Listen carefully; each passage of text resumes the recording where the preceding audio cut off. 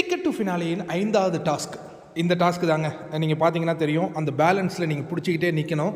இதில் வந்து ஒரு கட்டத்தில் ஒவ்வொருத்தவங்களும் அவுட் ஆவாங்க இல்லையா? அவுட் ஆனவங்க வெளியில் வந்துடணும். வெளியில் வந்ததுக்கு பிறகு அவங்க என்ன பண்ணுவாங்கன்னா, நிற்கிறாங்கல்ல அவங்கள வந்து டிஸ்ட்ராக்ட் பண்ணலாம். அதுக்கு வந்து ஒரு பந்துகளை கொடுக்குறாரு பிக் பாஸ். அந்த பந்து கொண்டு நீங்கள் வெறி கொண்டு கூட அவங்கள அடிக்கலாம் போல இருக்குது. அது என்னங்கிறது நமக்கு ப்ரோக்ராம் பார்க்கும்போது, இது ப்ரோமோவாக வரும்போது தான் நமக்கு அந்த இம்பேக்ட் தெரியும். அந்த டாஸ்க்கு தான் இப்போ நீங்கள் அந்த புகைப்படத்தை பார்த்துக்கிட்டு இருக்கீங்க. பயங்கரமான ஒரு தாக்குதல் நடந்திருக்கு இந்த டாஸ்கில் அப்படிங்கிற தகவல்லாம் வருது. இந்த இடத்துல தாங்க கமருதீனுடைய மீண்டும் ஒரு அந்த அரக்க குணம்னே சொல்லலாமா, அந்த குணம் வெளிவந்த தருணம். அவர் வந்து அந்த கேம்லேருந்து அவுட் ஆகிட்டு வந்த உடனே அவருடைய டார்கெட் முழுவதும் பார்வதியாக தான் இருந்திருக்காங்க. பந்துகளை கொண்டு கொண்டு எறிகிறாங்க. போன டாஸ்கில் அவங்க கொஞ்சம் பேசினாங்க இல்லையா, இந்த டாஸ்கில் அமைதியே உருவனை நிற்கிறாங்க.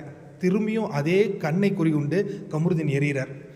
ஒரு கட்டத்தில் என்ன ஆகுறாங்கன்னா, பொறுமை இழந்த பிக் பாஸ் வார்ன் பண்ணுறாரு கமருதீனை. பிக் பாஸோ இல்லை பிக் பாஸ் டீமோ பயங்கரமான ஒரு வார்னிங் கொடுத்துருக்காங்க.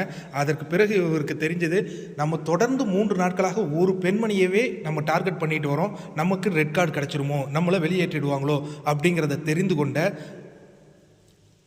கமருதீன் என்ன பண்ணியிருக்காருன்னா, பார்வதி கிட்ட வந்து பேசி மன்னிப்பு கேட்டிருக்காரு. காலில் கூட விழுந்து மன்னிப்பு கேட்குறேன் அப்படிங்கிற விஷயத்தெல்லாம் பதிவு பண்ணியிருப்பதாக சொல்லியிருக்காங்க. இதெல்லாம் எப்படி டெலிகாஸ்ட் ஆக போகுதுங்கெல்லாம் நம்ம பார்க்க போகிறோம். இந்த டாஸ்கில் தாங்க பார்வதி அந்த டாஸ்க் நம்பர் 5ல் வெற்றி பெறுறாங்க. கடுமையான டாஸ்க்காக இருந்திருக்கு அப்படிங்கிறாங்க. இந்த டாஸ்கில் இன்னும் பல அசம்பாவிதங்கள் நடந்திருக்கு. ஒவ்வொரு அப்டேட்டையும் நம்ம தொடர்ந்து பார்த்துக்கிட்டே இருக்கலாம். இந்த மொமெண்ட், அதாவது இந்த பார்வதி வெற்றி பெற்ற மொமெண்ட்டை பார்க்குறதுக்காக எத்தனை பேர் காத்திருக்கீங்க அப்படிங்கிறத கமெண்ட்டில் என் கூட ஷேர் பண்ணுங்கள்.